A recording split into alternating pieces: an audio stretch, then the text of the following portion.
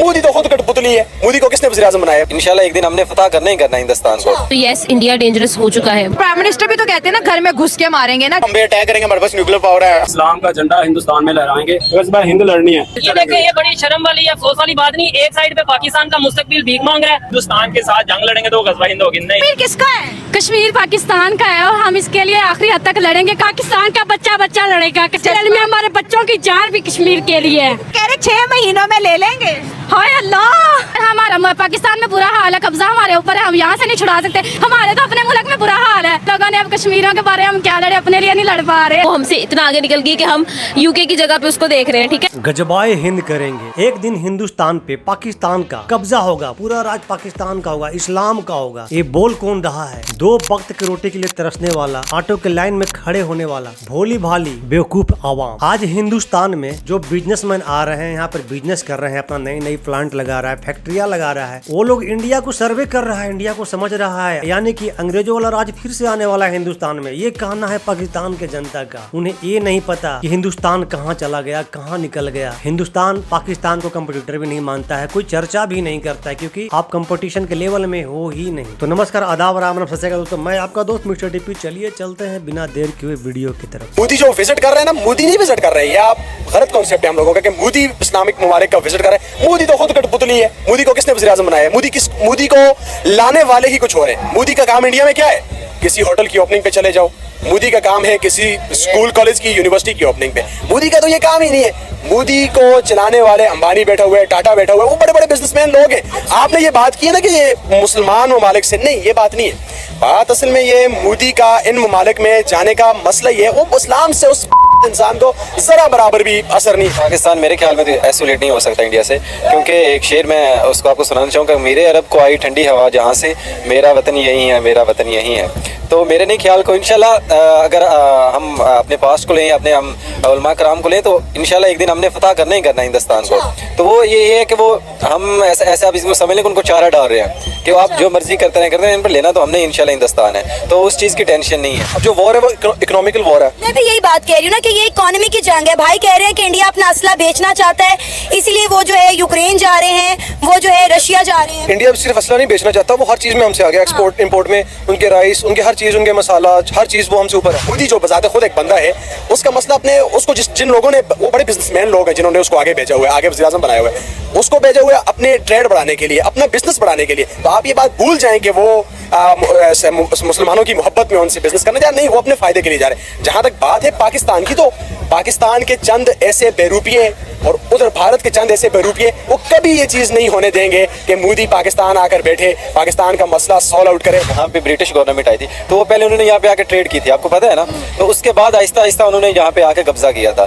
तो इसी तरह जो दूसरे इस्लामी ममालिक हैं वो इंडिया में इसीलिए जा रहे हैं ताकि इंडिया को समझे, उनका कल्चर समझे, और इसी तरह वो उन पर किस तरह बढ़तरी हासिल कर सकते हैं। डेफिनेटली आप वहाँ पे उस जगह पे जाएंगे तो तभी आपको पता चल सकेगा ना पाकिस्तान स्टेट क्या चीज़ है। अब तो पाकिस्तान स्टेट को डिस्कशन ही नहीं बनती।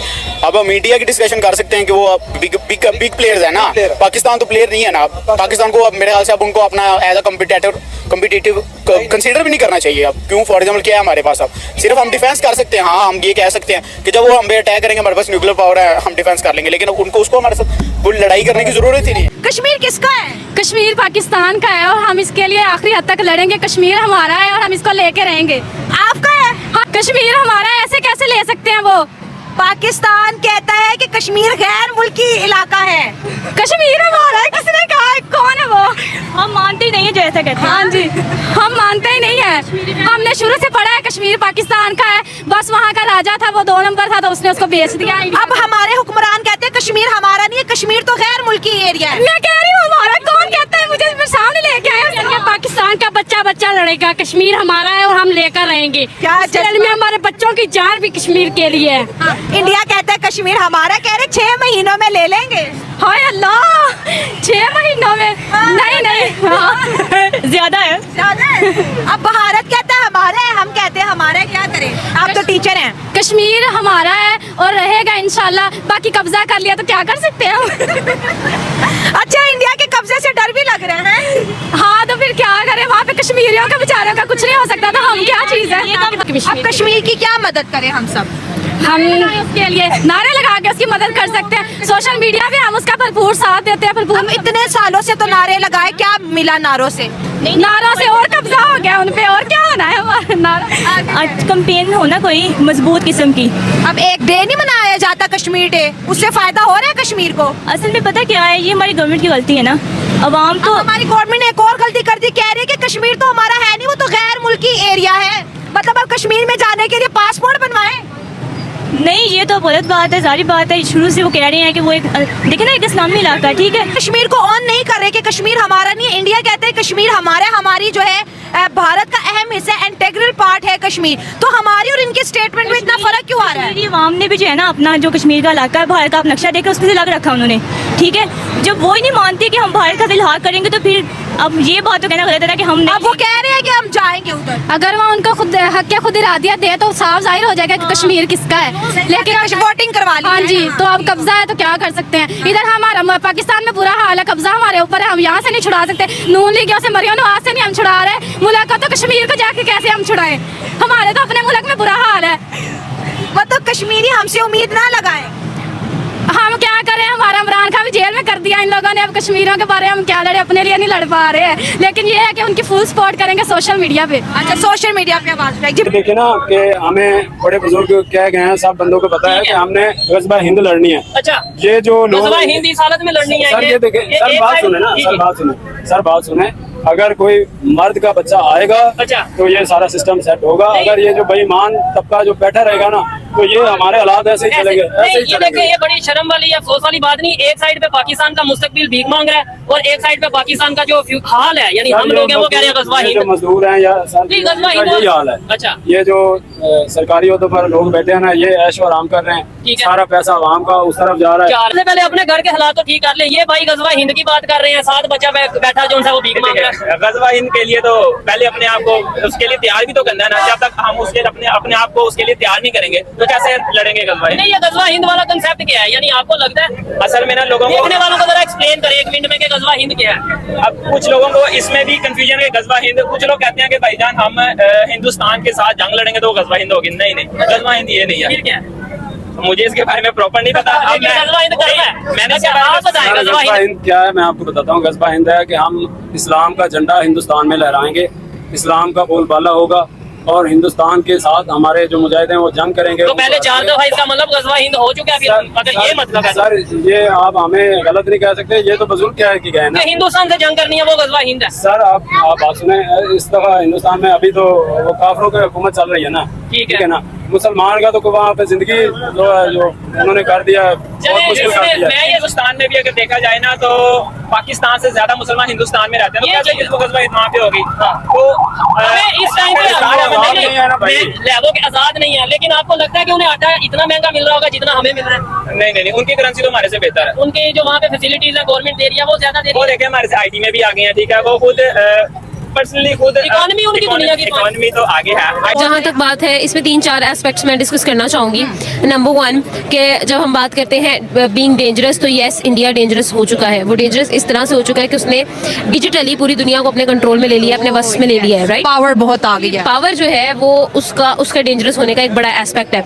देखें, एक कंट्री डेंजरस तब होती है जब उसकी फॉरेन पॉलिसी जो है वो लीडिंग हो, उसकी जो इंटरनेशनल रिलेशंस है वो लीडिंग हो। देखिए, इंडिया भी एक ऐसी स्टेट बन चुका है जिसकी बात लोगों को यानी दूसरी कंट्रीज को माननी पड़ती है। प्राइम मिनिस्टर भी तो कहते हैं ना, घर में घुस के मारेंगे ना। जब यहाँ पे कोई मरता है जिसका ताल्लुक इंडिया की टेररिस्ट लिस्ट में होता है, वो कहते हैं देखा घर में घुस के मार दिया। तो वो कहीं ना कहीं अपनी विक्ट्री को भी इंजॉय करते हैं और साथ मानते भी नहीं है। देखिए, मेरी बात सुने, आप माने या ना माने, आप इस चीज को एग्री करें या ना करें, एक राइवलरी वाला जो फैक्टर है ना वो एग्जिस्ट करता है इन दोनों कंट्रीज के अंदर। हम हजार कहें कि हमें बहुत प्यार है, हमारे रहन सहन एक जैसा है, हमारी लड़ियां एक साथ मिलती हैं, हम 100 साल एक साथ रहे हैं, ये सारी चीजें हम लोग कहते हैं कि बट ये जो रिवेलरी वाला फैक्टर है, even though it is cricket, even though it is social media पे आप कितनी फाइट्स देखती हैं, even though it's electronic media.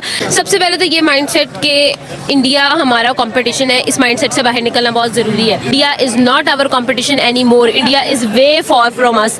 मतलब हमारे हाथ भी नहीं पड़ते अब इंडिया पे। इतना आप देखिए, 5th लार्जेस्ट इकोनॉमी होना ये कोई, मैं कहूँगी कि आसान बात नहीं है। उन्होंने उसके बाद ये भी कहा कहा जा रहा है जी वो अनकरीब 3rd लार्जेस्ट इकोनॉमी बनने वाले हैं। तो मैं इस चीज़ को भी मतलब एक सरप्राइज लेती हूँ कि ऐसी कंट्री जो कि हमारे साथ एक कंपटीशन में रहा करती थी, अब वो हमसे इतना आगे निकल गई कि हम यूके की जगह पे उसको देख रहे हैं। ठीक है, देखा सुना आपने वहाँ के भोली भाली आवाम, आज भी वहाँ के सरकार, वहाँ का माहौल उन लोगों के इस कदर इस्तेमाल कर रहा है, इमोशनल ब्लैकमेल करके उन्हें रखे हुए है, भावनाओं में बहकर वहाँ की जनता कुछ भी बोल देता है। उन्हें पता ही भी नहीं है कि कहाँ हिंदुस्तान और कहाँ पाकिस्तान। भैया दूर दूर तक कोई फासला नहीं है, फिर भी गजवाए हिंद करेंगे। अपना पाकिस्तान तो संभल नहीं रहा है। लेकिन दोस्तों चंद लोग वहाँ पर के भी हैं जो समझदारी भरी बातें करते हैं। दोस्तों आपका क्या ओपिनियन है, आपको क्या कहना है इन भाइयों को? जरा सा बढ़िया तरीके से सलाह दे दीजिए इनको कमेंट के जरिए। तो दोस्तों उम्मीद करते हैं कि आपको वीडियो देख करके मजा आ गया होगा। अगर आप मेरे चैनल पर नए हो तो सब्सक्राइब कीजिएगा, वीडियो को लाइक कीजिएगा, मेरे चैनल को सब्सक्राइब जरूर कर दीजिएगा। दोस्तों तो मिलते हैं फिर से एक न्यू रिएक्शन वीडियो, तब तक के लिए नमस्कार, राम राम, जय हिंद।